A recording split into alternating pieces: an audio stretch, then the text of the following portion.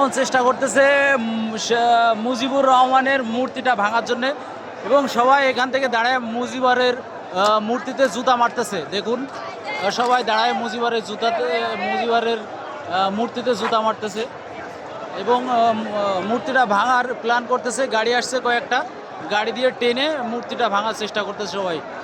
গলায় জুতার মালা পরাইছে এবং দড়ি পরাইছে, দড়ি দিয়ে টান দিবে এবং দড়ি দিয়ে টান দিয়ে মূর্তিটা ভাঙার চেষ্টা করতেছে সবাই।